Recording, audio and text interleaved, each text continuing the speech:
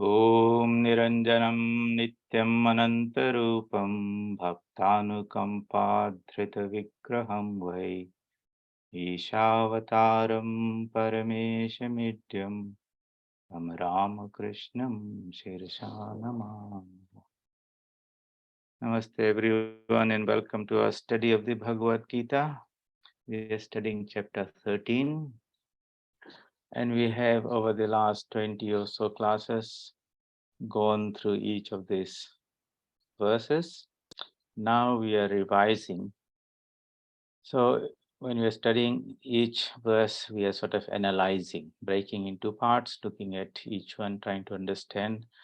Now we are trying to synthesize the whole thing together.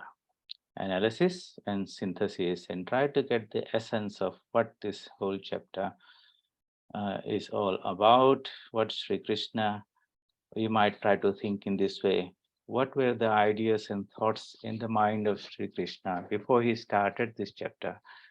And through those verses, he had tried to convey that message. So what is the message? The gist of it. What is he trying to do? Get across to us. And in the last class, we were looking at those set of disciplines from verses 7 to 11, which amanitvam, adambhitvam, ahimsa, shantir, arjavam. All those verses Sri Krishna is trying to tell us as means to practice. But through the practice of those disciplines, something is expected to happen. This is a result of sadhana. And what is that today? I would like to go a little deeper and try to discuss what is supposed to happen as we go through those practices. So the scriptures say that the truth is here right in front of us, here and now in one way, but not as per our experience. Our experience is mainly through our senses, and when we see, hear, touch, taste, and smell, then that reality, whatever it is, so Supreme Brahman, is cognized or experienced as this world of names and forms. We also experience another dimension of that reality in our mental level as thoughts and ideas. And we understand that the physical world and the mental world are two different levels. The physical body and the mental body are two different bodies. The physical body dies, the mental body does not die, it remains. Whatever is contained in the mental body, in the mind, that also remains. It does not perish when the physical body disintegrates, is burnt or cremated. So in sadhana, through spiritual disciplines, the objective is what is called chitta shuddhi, purification of the mind. Today, I would like to discuss a little bit about that. Why is it so important? Because when we sit down for a spiritual discipline or we engage ourselves, even at work, we should be mindful that that particular discipline, whether it's japa or meditation or any of those yogas, 4 yogas that are there, karma yoga, jnana yoga, dhyana yoga, bhakti yoga, they are supposed to bring about some change and transformation in our mind, purification of the mind. Chitta shuddhi. Chitta means the mind stuff. Shuddhi means purification. So while we are looking at these verses from 7 to 11 as various disciplines to be practiced, we should not just mechanically keep on practicing them. We should now and then pause and look and say, is it bringing about the expected purification? And if it is, then we know that we are progressing. If it is not, then we have to be a bit reflective as to say why is it that we're not doing sufficiently or we're not doing it properly. And so I think that is very, very important. So today, before we go and continue where we left last week, I would like to explain a little bit about the impact or the effect of any activity that happens through thought, word, or deed because we engage through our sadhana with this, through thoughts and words and deeds. Thoughts are in our own contemplation, meditation, and japa.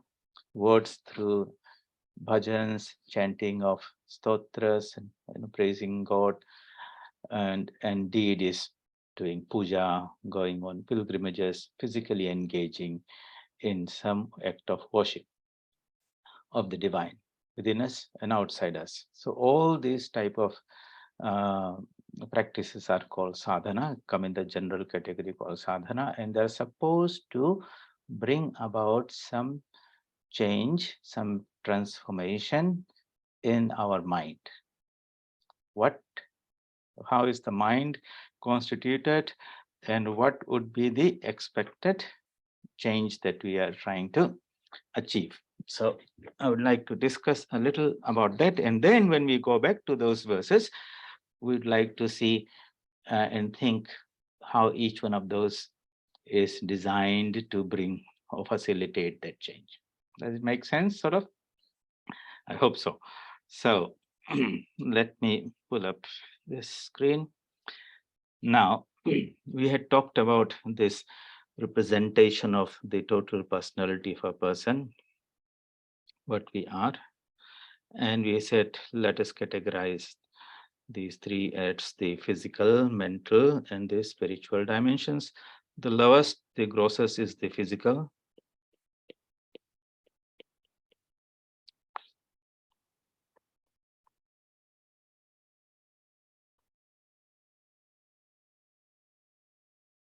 Okay, so we are pretty familiar with the physical body part of it. That's all right, nothing more to be discussed there. But what is happening in the mind space, so to say? That is the important part, because as we said, the mind remains. When we die, all the thoughts and ideas that have been embedded as samskaras in our subconscious mind, they continue with us. And that state before it is born again, before a person is born again, is called the preta sharira, disembodied state.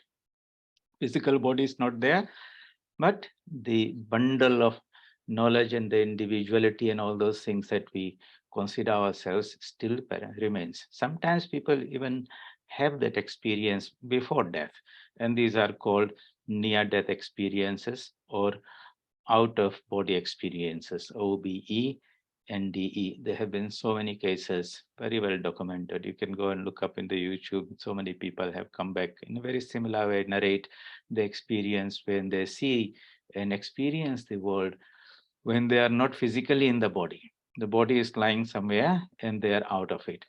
And when they are out of it, they have a different perspective. They're looking back at the body.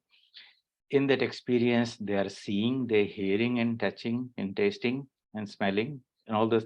So you might say normally we see through our eyes, which is embedded in the body, and the ears in the body. How can somebody see without the, when they are outside the body?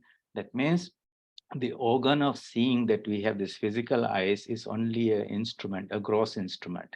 There is something embedded within the mind through which one can see or one can hear. And that is one part of it. Also, they can remember whatever happened. So where is memory lodged? Is it in the physical brain, or is it in a mind which is separate from the body? If they can remember some experience from that outer body experiences, the conclusion is that memory does not remain, is not encoded in the physical brain, but it requires the mechanism of the physical brain to express itself, but it is not limited by this. And so when you think about our whole individuality exists outside, when we are outside the body. So this sort of independence of ourselves from the body, if one has in one of those experiences, very strongly reinforces the idea that we are not really a body.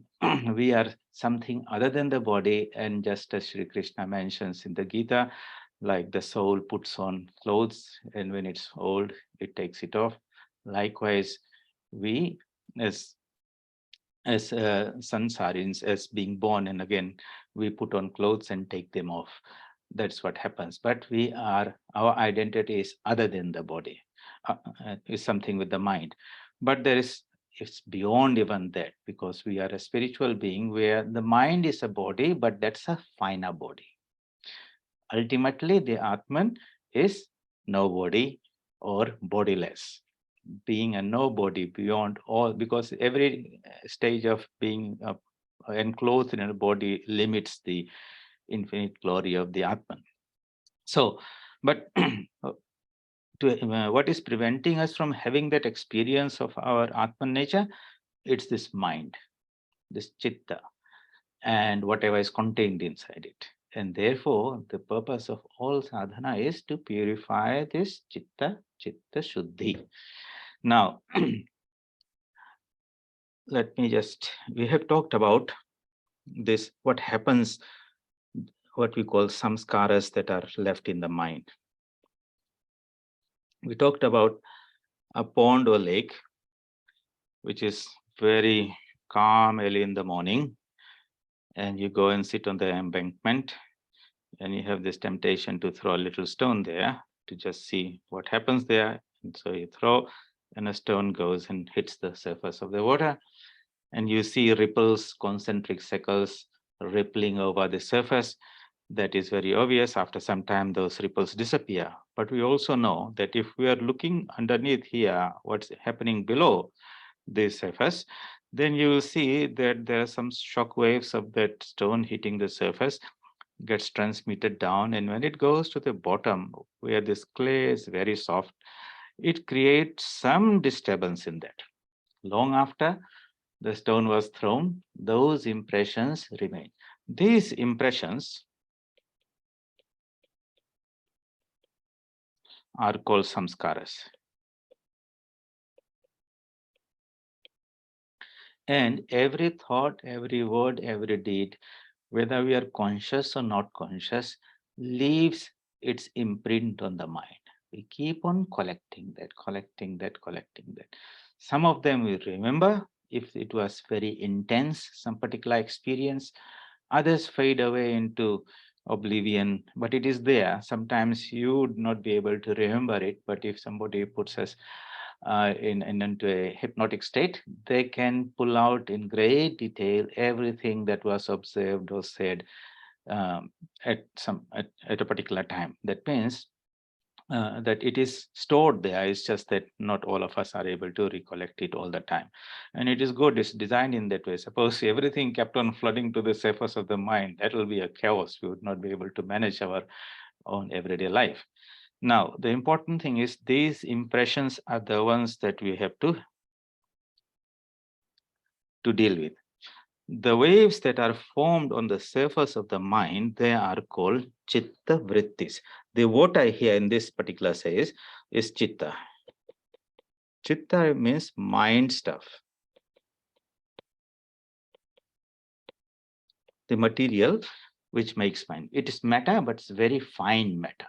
Like ice is solid, gross matter. Water is a finer part of it. Water vapor is even finer part of it. But matter, very fine matter. Yet it is the stuff. That's why it's called mind stuff out of which the mind is made.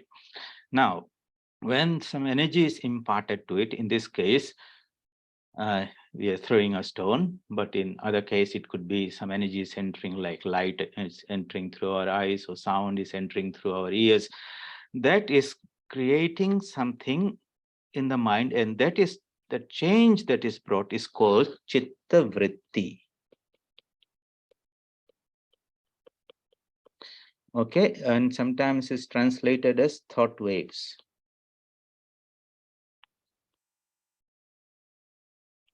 That is a change that happens in your mind. Like, so imagine you're seeing something, light came from some source, like the sun fell on a bird on the tree, it bounced from that, is reflected, it comes to your eyes concentrate that light onto the retina converts that into there are two types of cells, rods and cones, into electrical signals. Those electrical signals go along the optic nerve into the brain, to the optic lobe, and there that energy expresses itself in some way.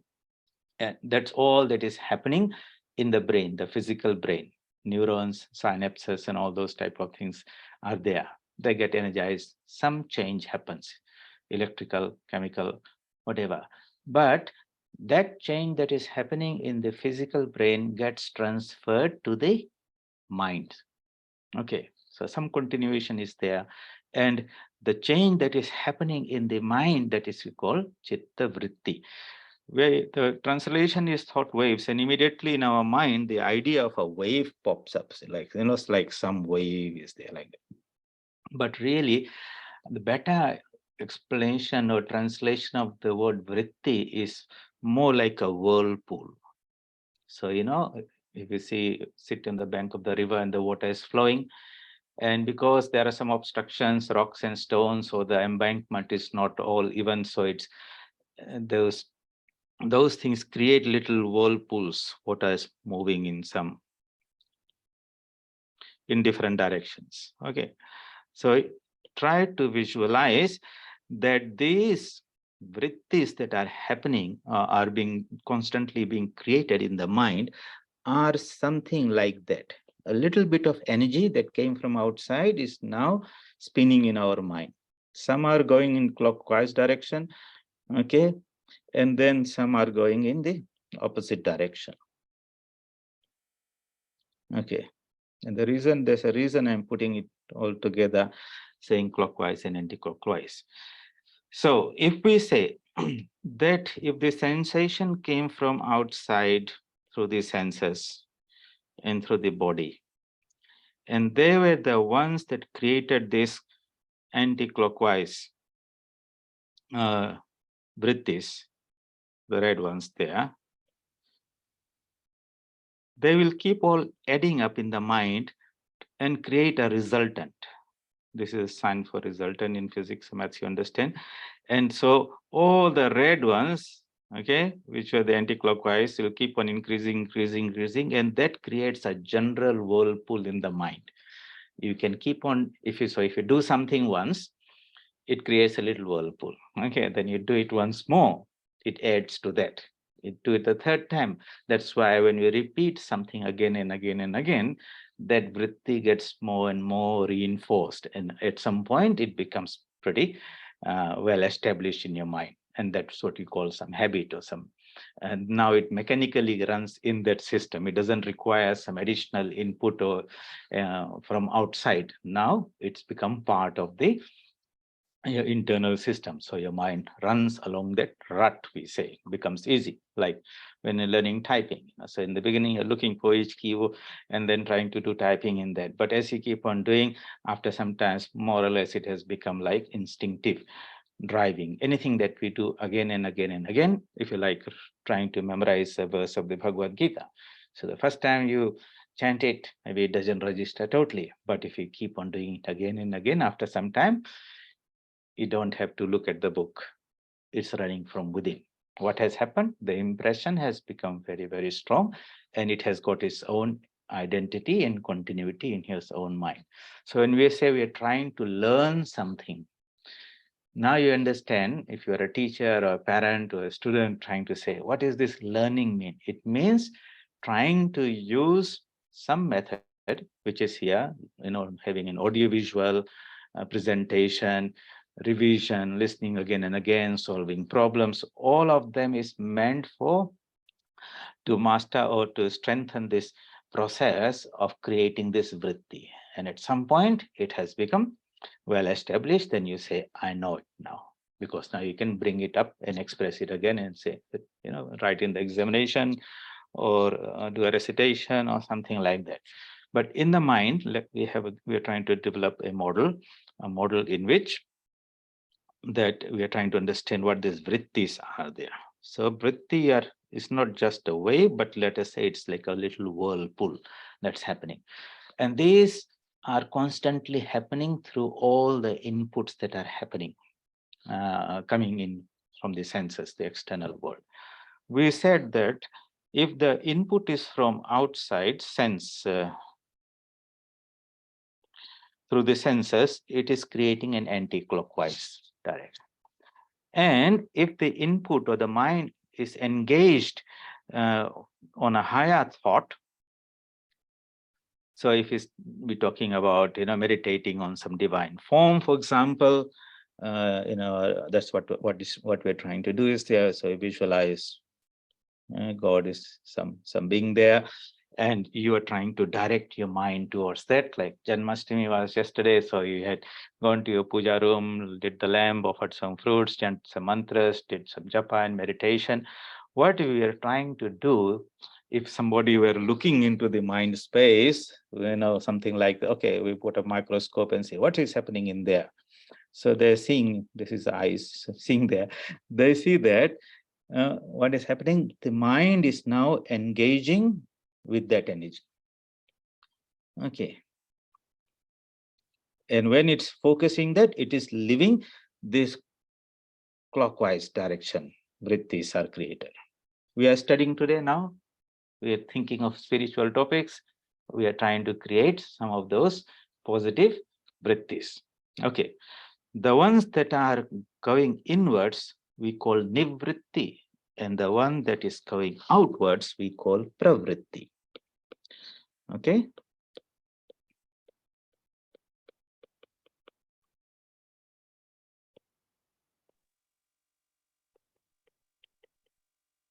If somebody wants to study a little bit more about this, you can refer to Swami Vivekananda's lectures on Karma Yoga.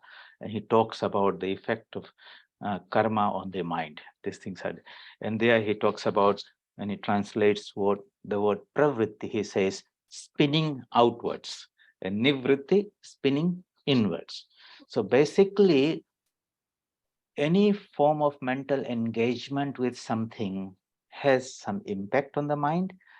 Either it can be something that will be extroverted, shown as the red ones, or take the mind inwards, which is introverted. So far, so good. I have fully. What is this mind? Why are we talking of energy? Because at the end of the day, what we are seeing or receiving in our mind is only energy. We think we saw a bird out there, but really it was light falling on the bird. It was light coming into your eyes. Body has got these concentrators like the ears and the eyes. It increases the intensity. It falls on the retina, and then it's converted into electrical energy. What we receive in our mind space is that energy in that particular form. And the image that is constructed there, that is what we call the bird. Actually, we did not see the bird. We saw a representation of the bird according to the energy that entered your mind. Suppose you put a virtual reality device in front of your eyes, and you have a similar experience as if you are seeing something beautiful outside there, but we know that the reality is not there. It's only an appearance, but generated by this computer device in there. So, so everything in this universe is made of Shakti, Brahman and Shakti. Shakti means energy or power. The supreme energy at the highest level, which is addressed as the Divine Mother, is Adhya Shakti. And that energy becomes differentiated. Prakriti means that which is differentiated. Differentiated means now it has become expressed itself in a wonderful way. So it's like white light falling from there at the highest light becomes differentiated when it's passing through a prism into a whole beautiful spectrum of colors that we see. Where were all these colors? They were in that white light, but in the white light, they are undifferentiated. When it passes through that prism, it becomes differentiated. What is the prism that we are passing through? It is time, space, and causation. Desh, Kal, Desh, Nimitya. These three is what is called Maya. Maya means that which makes something differentiated, made something relative. And so at the highest level, the energy is very intense, but as it comes down and down and down, it becomes grosser and grosser and grosser.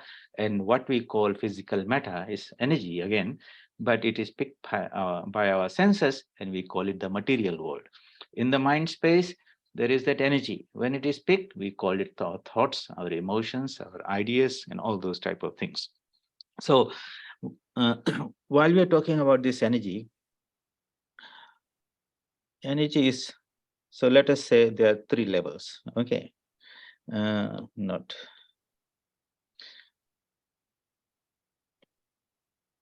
when two things connect and they are different, then there will be a flow. The flow would be from a higher to lower, like high voltage to low voltage, electric current flows, high pressure to low pressure, water flows, knowledge flows from a teacher to a student, money flows from a rich man to a poor man. Some flow is there in this whole world, this flow is there. So when the mind goes and connects to the external world, there's a flow of energy from inside, which is from our inner source, and it goes towards the external world. And that's why when you engage in some physical activity, sense activity, after some time you feel tired and drained. You might have gone for a beautiful picnic or holiday or something like that, but when you come back, you are all very tired. Uh, the sense objects, the senses, keep on draining the energy out. So in the Bhagavad Gita, Sri Krishna says, "Sarve," and no, not Bhagavad Gita, in the Kathopanishad, Yamaraj, Nachiketa is telling Yamaraj, "Sarve indriyani jarayanti teja." Indriyani means all the senses. Sarva means all the senses. Jarayanti teja. Teja means the fire, the energy is there. Jarayanti means it becomes depleted. Constantly it flows out. It's not able to withhold that. The battery is getting discharged, so to say. There's no insulator, no block. So you see in the list of those disciplines that are there, one of the purposes of those discipline is to try to make that insulator, so to say, to arrest the outflow of that energy. Therefore, the instructions should be don't do this, don't do this, don't do this. In the Bible, the 10 commandments are there, do's and don'ts are there. In the Patanjali Yoga Sutras, those yama and niyama. Some of them, if you think deeply, they are designed to prevent the outflow of the energy outwards. Because if you can't contain it, then you've got nothing to do. If you can arrest it, then you can transform it to something.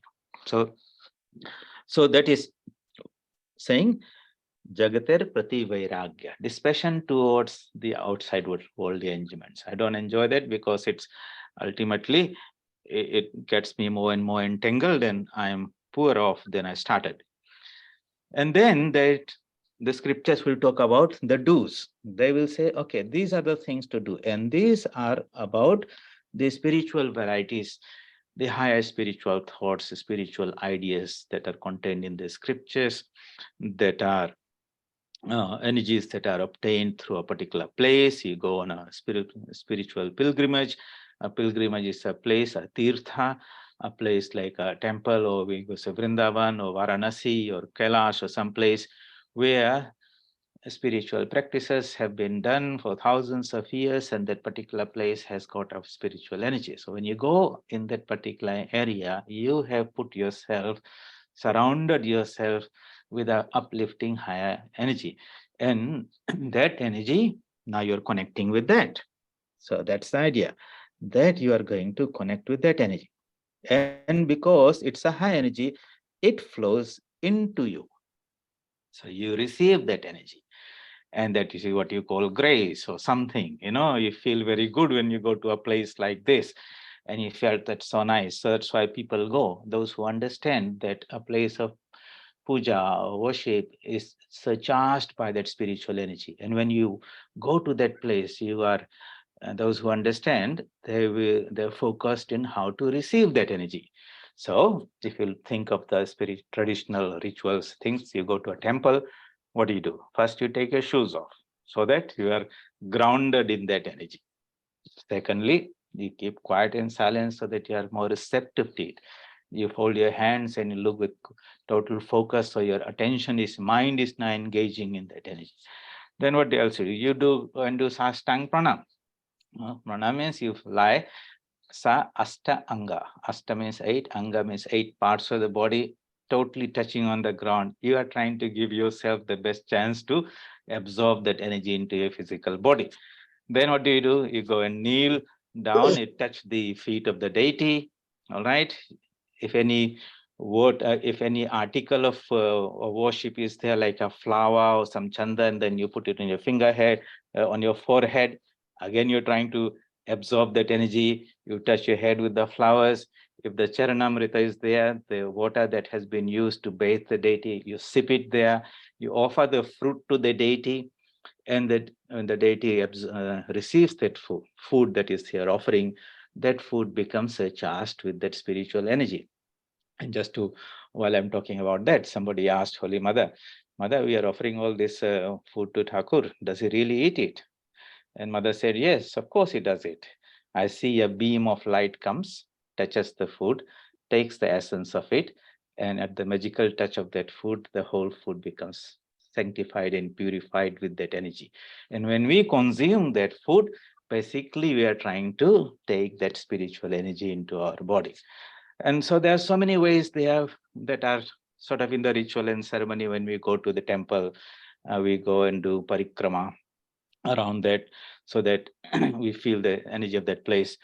And of course, others are there. Of course, this is all these things are happening. And it doesn't have to be only a place. It could be any particular person who has been doing a lot of spiritual sadhana. Their own body and mind becomes charged with energy. So people, those who understand, they will go to Babaji, can you please touch my head, bless me?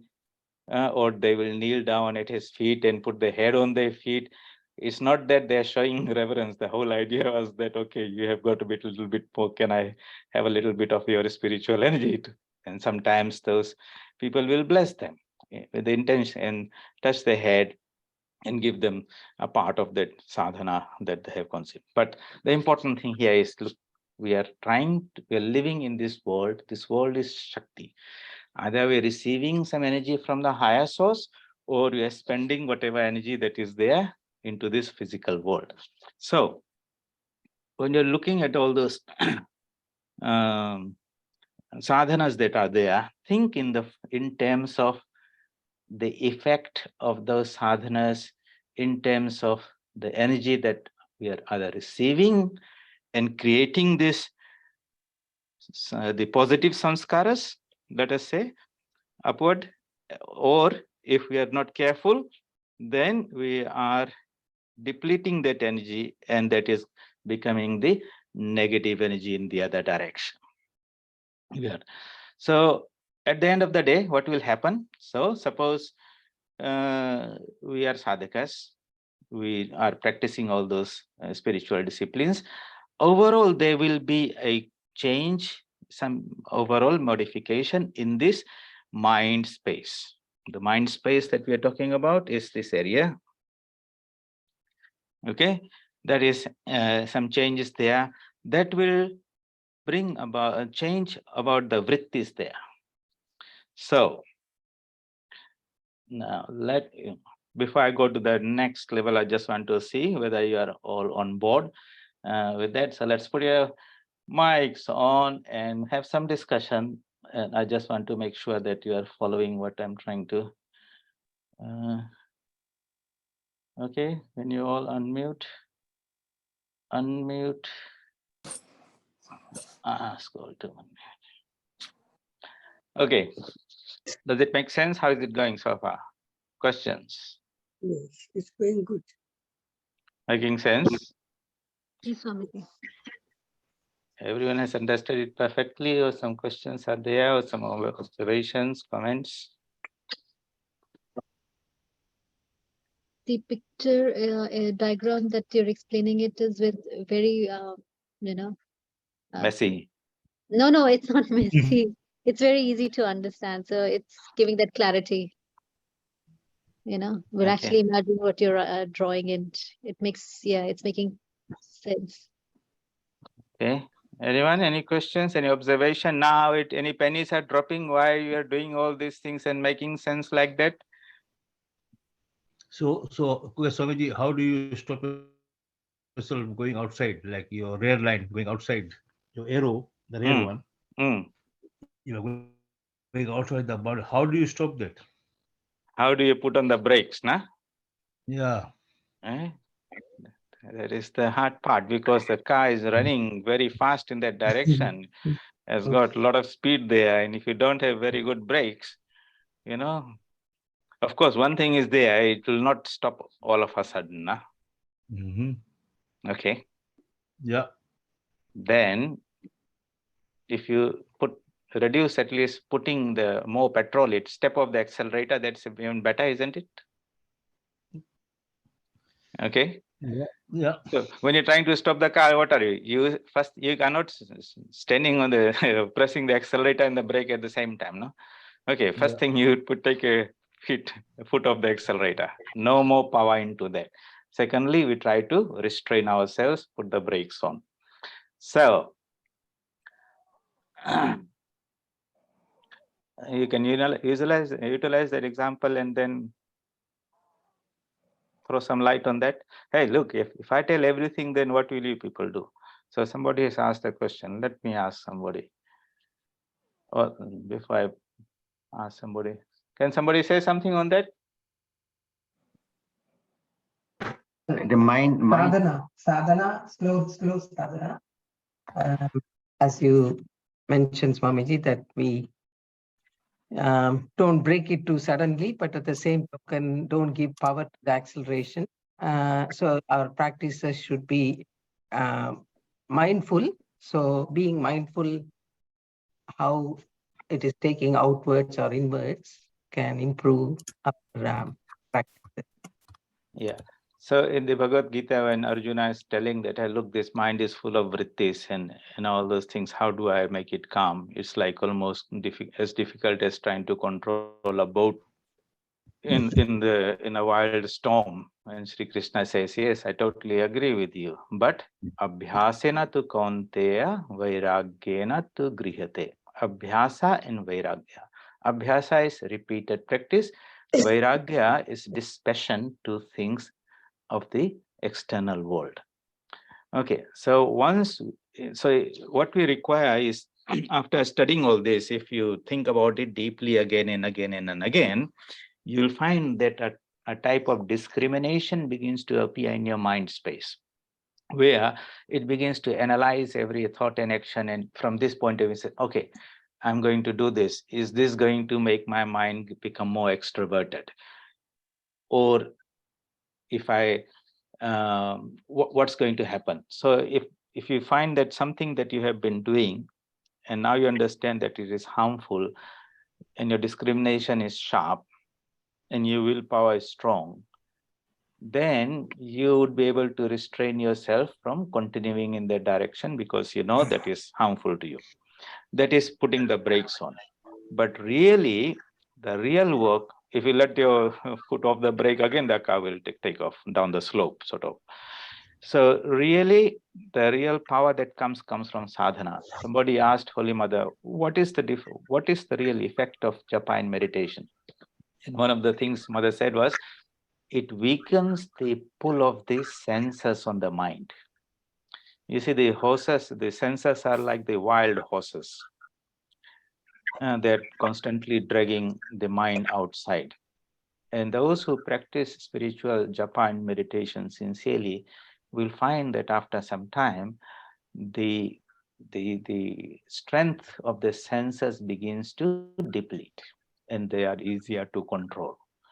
Those which are very, very difficult to control in the beginning are beginning to lose that inner strength. So that is what we're trying to understand. How would we explain that systematically in our drawing? So what is here in this green circle? Let us try to amplify that and say, this is the mind space now, in which we said there were some red circles that were about extroversion or stimulated by things from externally, and so maybe I better draw it here. So let us say there is one impact of senses that is making the mind go clockwise. Okay, clockwise. You tighten the screw clockwise. You turn the screw clockwise, it tightens itself. All right. Yeah. And Yeah. the other one, okay, it has got its effect, opposite effect. All right. To better explain this, this is like we're seeing from the top. If we're seeing from the side, let us visualize that. I hope this visualization things happen. It helps me. It's like a helix spiral. Okay. So when it is going clockwise,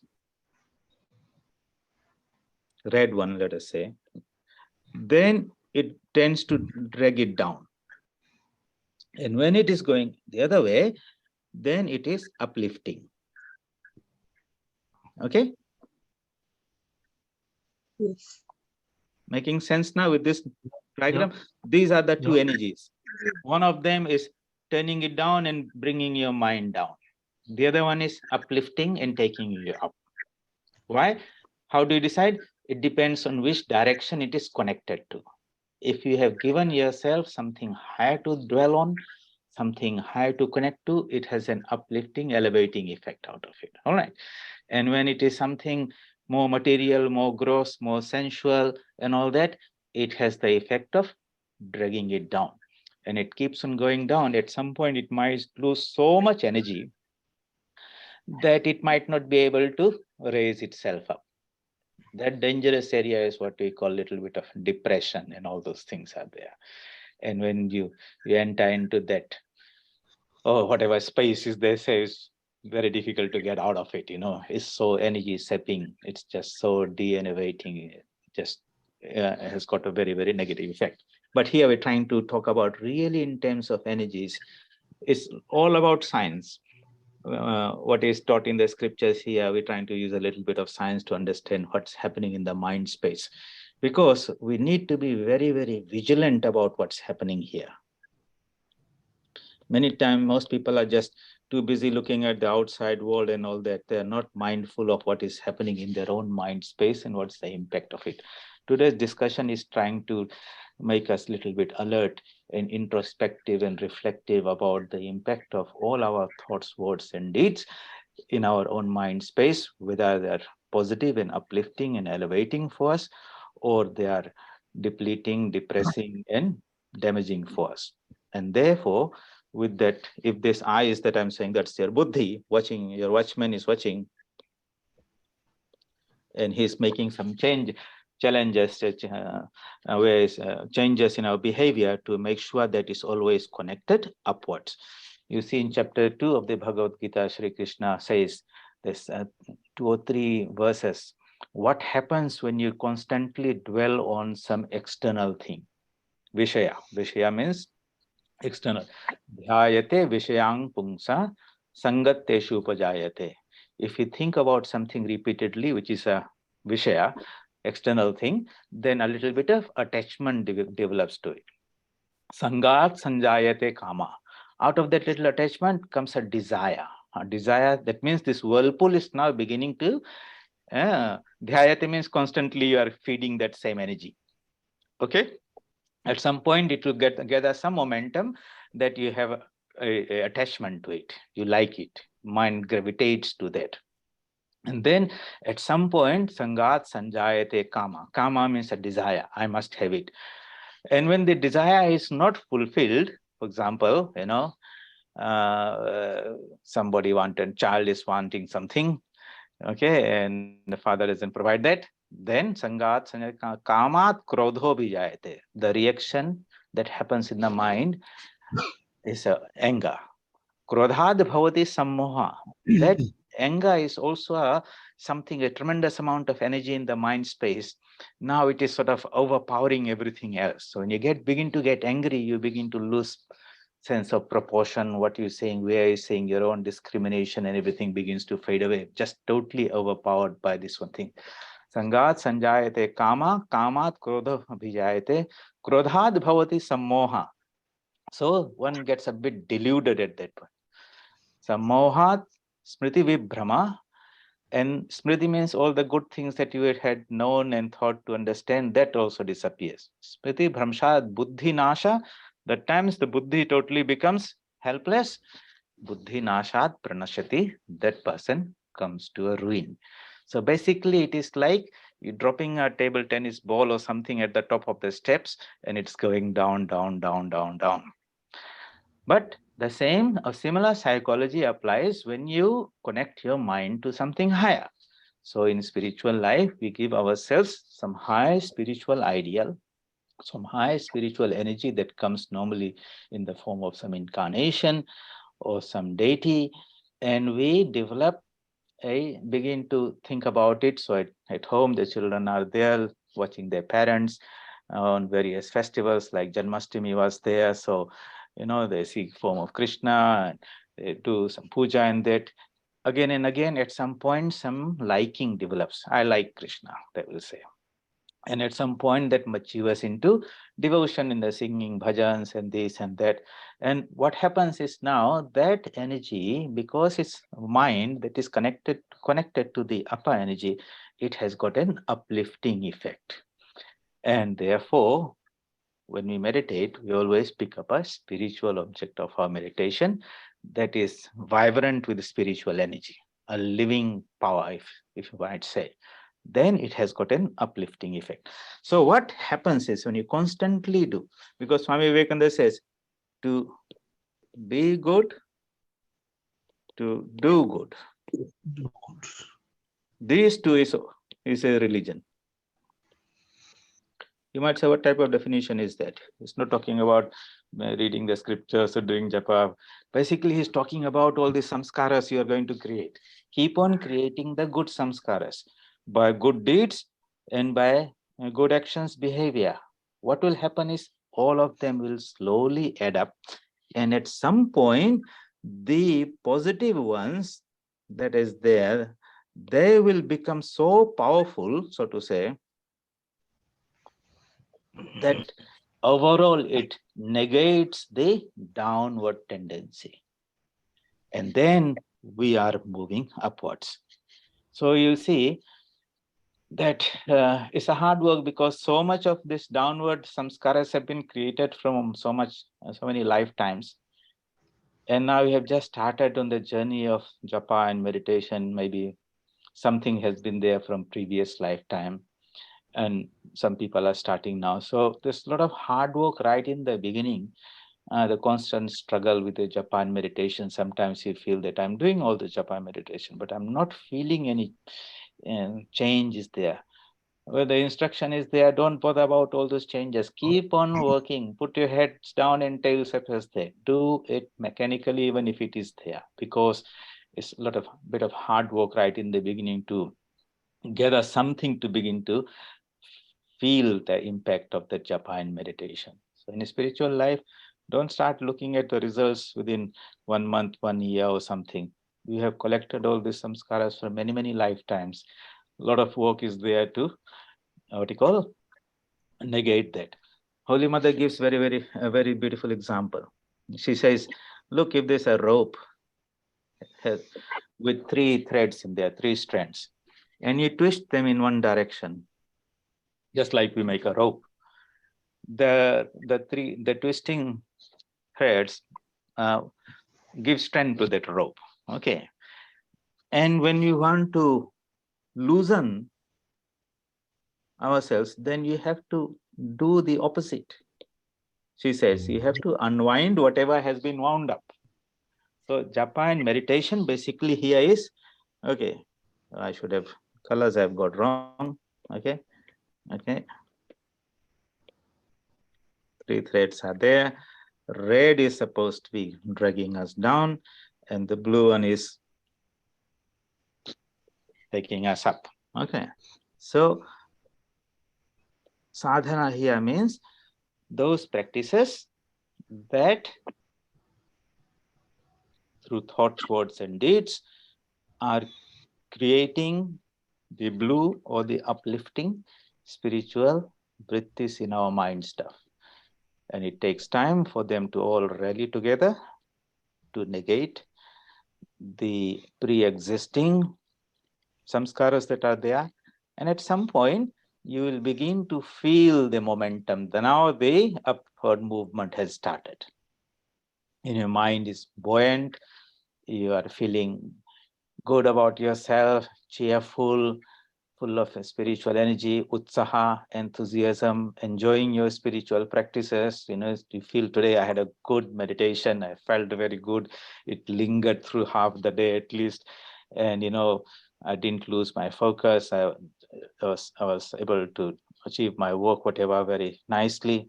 And that was the effect of a good meditation. The more you do, the more stronger it becomes. So all this, what we have been studying in chapter 13 or whichever scripture, Gita, Upanishad, try to reflect with respect to your own mind space, knowing what is the condition there. That means so many samskaras are there that we don't even know. They surprise us now and then.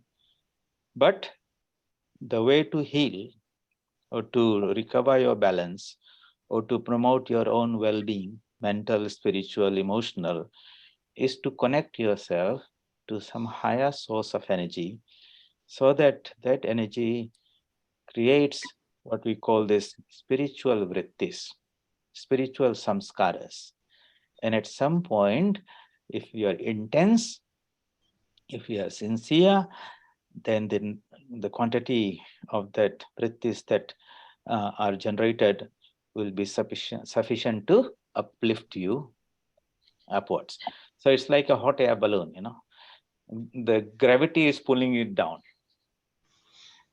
You put the hot air balloon, you put the burners up there, the balloon fills up, and you keep on pumping the hot air. At some point, the upward thrust becomes more than the downward gravity, and the balloon begins to lift up.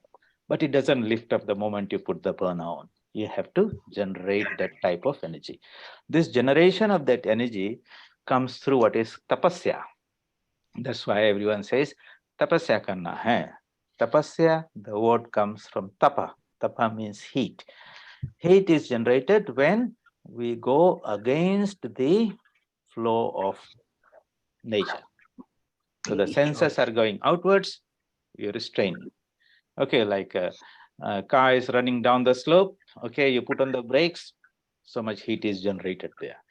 So likewise, when the senses are dragging us outside, we put the brakes on, and then that is one part of it. The second part is to positively engage in sadhana and then generate this upward thrust or inward thrust or the spiritual thrust, we might say, which then can uplift the mind to a higher level. That's when we begin to get a feel that, oh, my japa and my spiritual practices are beginning to bear fruit. In some people, and this experience will differ from person to person. If somebody has been practicing a lot of spiritual sadhana from previous lifetimes, and they come here a little bit, practice here, and the mind takes off. Others, okay, it could be a beginning, and therefore a lot more work is there. We all have to start from where we are. No one can enter into your head and do those things for you. We have to take our own responsibility. But the methods and the means are there, and the 4 yogas of karma yoga, bhakti yoga, dhyan yoga, gyan yoga. These are various means by which we try to connect to our spiritual powerhouse that is within us and feel its uplifting effect. That effort is called sadhana, and that self-effort is called purushakara. Self-effort means I'm going to do my bit. So that is, this all is equal to 1/10 of what is necessary to succeed. Self-effort. Okay.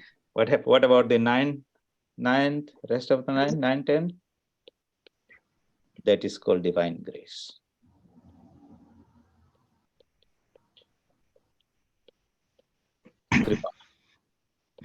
Okay. But we have to start. So Sri Ramakrishna says, you take 1 step towards God, he takes 10 steps towards you. That power uplifts you. But first, if you don't connect yourself, it can't lift you. You have to, like say you're caught in the bottom of the well, and somebody says, okay, I'm throwing a rope, hold the rope, I'll pull you up. But if you don't hold the rope, you can't do anything. So that effort of holding the rope is called Purushakara. Divine grace is when the uplifting energy draws us out of the well, the samsara. Okay, I hope today's session made some sense about what we are trying to do when we practice sadhana in our mind space. The real work is to do, so when you say purify, chitta shuddhi, that means neutralize all the downward flow of energy and let there be sufficient positive energy to lift us up into our spiritual realm. That's all I have to say today. Bit sketchy diagram, but if you listen to the explanation and then follow, it will probably make sense. But if somebody looked at this, you will say, what's this all about? Anyone? Any questions, suggestions, any ideas? Yes, Swamiji, that 90% and 10% is a big range, eh? I mean, divine Yeah, grace. it's a good deal, isn't it? You just do 110, he does 9/10. Yeah, I mean, you just have to do only a little bit, and this 90% is divine grace. Yeah, that's why when God comes down for that particular purpose, he embodies in a physical being. He's called avatar. Avatar means that he who has descended. Avatirana means that has descended. So it's a concentrated form of energy that embodies and walks on the earth like Christ, Buddha, Krishna, Rama, Krishna. But at some point, they will drop the physical body away, but that subtle body still remains. And when we have the mantra, along with the proper mantra, with the bija and everything there, and you use that mantra in your japa and meditation with great earnestness and sincerity and focus, then we begin to resonate with that energy. That is another very interesting topic. How does that connection happen? Here I'm just trying to show you with some link. What happened to that? Yeah, this is okay. This was like Sri Ramakrishna. Okay, so mind is energy. That is Ramakrishna or Christ or Buddha is some energy. And when two energies begin to resonate together or come closer in frequency, then there's a flow of energy. In physics, that concept is called resonance. The closer we come, the more and more of that energy is there. And when they're at the same frequency, then there's perfect transmission. So in Patanjali Yoga Sutra, dharana, dhyana, samadhi. Dharana means when the gap is quite a bit. So now and then a little bit of transmission and breaks are there. When you improve that, it becomes dhyana, and samadhi is when the two are at the same frequency. Then you experience the divine being. And you say, I had the darshan. I felt the living presence. Okay, and all that. So those are the things that we are trying to achieve in our sadhana. Thank you, Swamiji. Make sense? This thought will be very encouraging for all the devotees. We are all very happy. We only have to do 1/10 and God will give us 9/10. Yes, Yeah. I mean, it's a different scale. I mean, 90% and 10%, but that 10% requires a lot of work. in the Bhagavad Gita, Sri Krishna says in so many, says, in Christ, for example, says, come unto me who are heavy laden and I shall give thee rest. Means turn around to me. I have come for that particular purpose. Sri Krishna says, even if somebody has been a great sinner or whatever, no matter what he has done, killed a Brahmin woman and all that. But the moment he turns his mind and engages with me, know him that he is rightly resolved and I will lift him up. So that is the great hope that we have. And if we can understand that opportunity, that this life is all about the spiritual growth and development, and it's not about just spending all the time in food, clothing, enjoyment in the external world, and at the end become a depleted old person, okay, living in this world. It's about okay, doing whatever minimum is necessary to secure food, clothing, and shelter. But time is very, very precious. Life is energy, health is very, very precious. How much of that are we committing to the real purpose of our coming into this world? And also not trying to make a bad situation worse. Already we have come with so many samskaras, God knows. And then here in this lifetime, we accumulate so much more and go out of this world in a worse of situation. That happens for many people also. So that requires great vigilance. Think about this picture.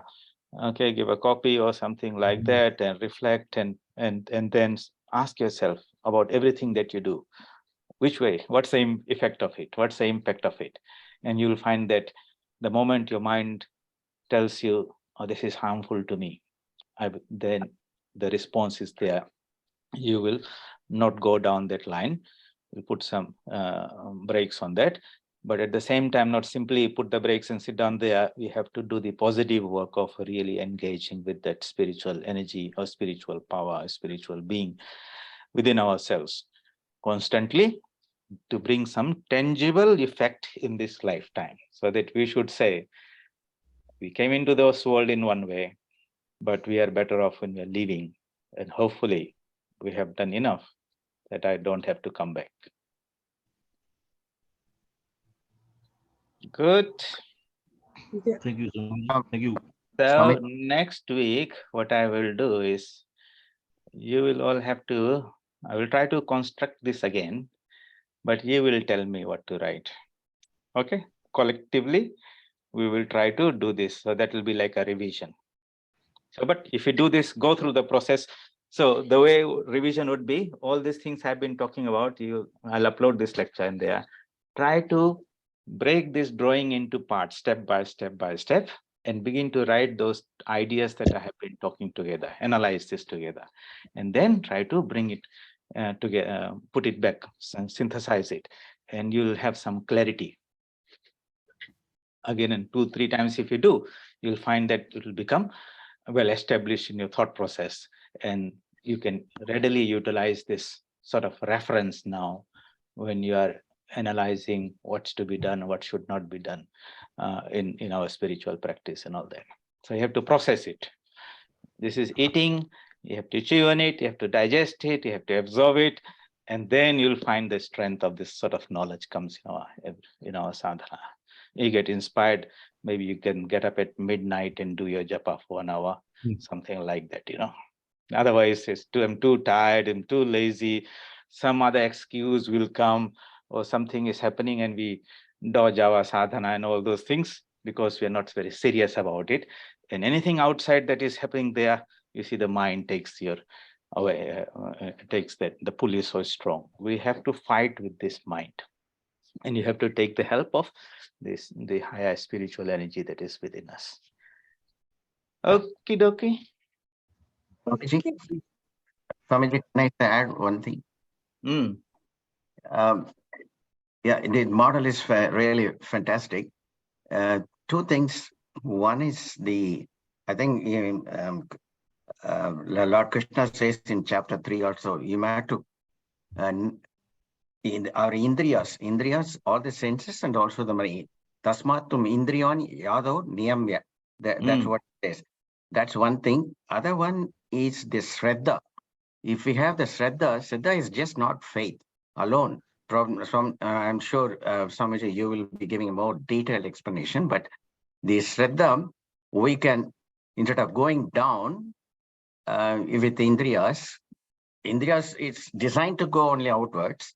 But if you have the shraddha to go upwards, go towards the spiritual path, then that 1/10 will become, then you will get the grace of God. That's what I believe, that shraddha should be really very strong. Then you become shraddha mayoyam. Yeah, Shraddhavan Vishaya Jnanam. Shraddhavan Labhate Jnanam. In the Bhagavad Gita, Krishna says, those who are imbued with that faith. It's not an intellectual thing, by the way. Shraddha is not like this intellectual understanding. It's more of a heart thing than a head thing. Maybe we can have a class on that, grace, Shraddha, because that's a very, very important thing. We find this in age, all these people who are a bit educated with some degree or this and that, they go and poof all this spiritual religion, this, all that. While the common simple folks who didn't have much education, but what wonderful faith they had. It's like the mind is so receptive. You tell them something and they just take it and they run with it. And while in others, okay, so much confusion, so much doubt, so much this, so much that, and unsettles the whole thing. In the Gospel of Sri Ramakrishna, you'll see, Sri Ramakrishna again and asks, when he says, is he guileless? Guileless means that simplicity is necessary. On the other side, that calculating type of mind is not very, very conducive for spiritual discipline. It'll be a little bit of a, maybe people will take a little advantage of those people sometimes because of the simplicity and all that, but it's a fertile field for spiritual things. Anyway, the Shraddha is very, very important.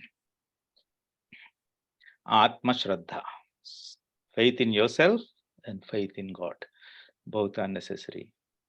Otherwise, if you don't have that faith, you see, the mind will not, if you don't say there's God existing there, some being is there, okay,